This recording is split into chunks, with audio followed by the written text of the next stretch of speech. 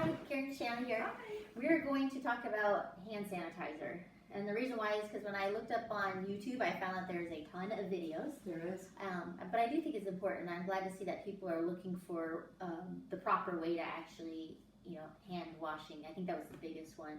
But I think even for nurses too, it's a good reminder of how we should be using this Purell. Right. Or hand sanitizer. That's right. So one of the things I think that's really important is that if you're at home, wash your hands with soap and water. Yeah. And even in the hospital, you can wash, if there's a sink available, wash your hands with soap and water and kind of save your hand sanitizer for when you go out into the community. And that way, right now, I've gone to several markets, I couldn't get my hands on any hand sanitizer. Yeah, that's true.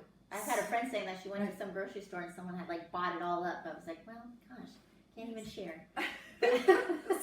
So I really think that's important. So, conserve it for when you go out. Okay. But when you do use it, so Shannon, I want you to give me a good old dollop. First of all, a couple of things is keep your nails short. Oh, yeah. Because your nails being long is a great reservoir for infection, for organisms. Gosh, that's just a good reminder all the way across.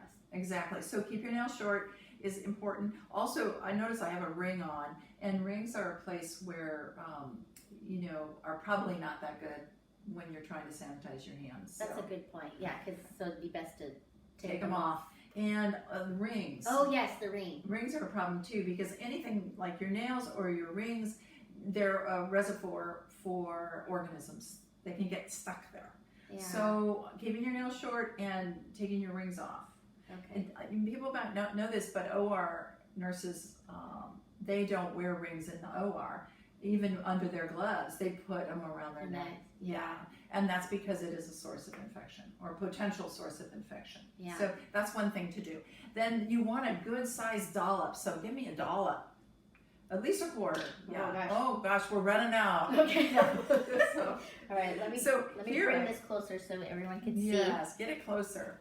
Okay. I want to go over a couple of really important principles is that, so I'm going to put my palms together and now I have it on both hands. Okay? Oh my gosh, it looks like a ton. I've got a ton. It's even dripping a little, but that's okay. Okay. But I'm going to while I still got a reasonable amount in my hands, I'm going to do my nails. Oh yeah. Okay.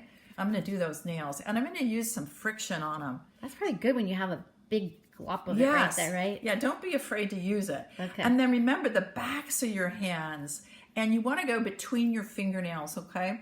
Okay. So go between your fingernail, or between your fingers. Okay, got it. Yeah, go between your fingers like that on both sides. You can even do this and this as a good way. More friction, huh? Don't forget your thumbs. Get your thumbs. Oh, yes. Clean those thumbs. So these are some pretty clean hands. They're still kind of damp. See that? Yeah, but when I work at the hospital, we have these foam ones. And oh my gosh, it feels like it gives us a tennis ball size. What am I supposed to do with all that extra foam? I know. So I've seen that too. Sometimes it's like this big.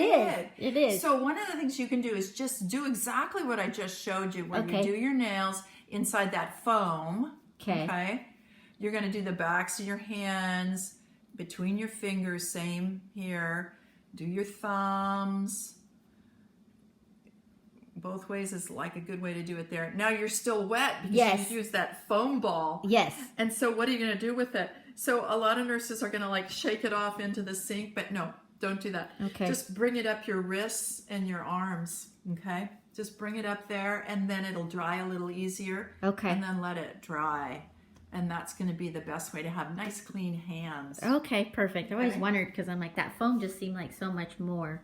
And it is somewhat of a dose, so when you push down on it, it's really the amount you're supposed to use. So that's good to know. It's important to try to use what is dispensed is important. Okay, so no throwing the extra in the trash. Yeah, don't get rid of the extra. Okay, always good things to learn. So, okay, well I think that's awesome, especially knowing that we should hold on to this Purell for when we're going out into public when there is no sink and soap actually available, and that when you're at home, use your water, use your soap and water, right? Yeah, and you can do your hands very similar to what I just showed you under the sink with the soap and water. Oh yes, yes. Friction and warm water.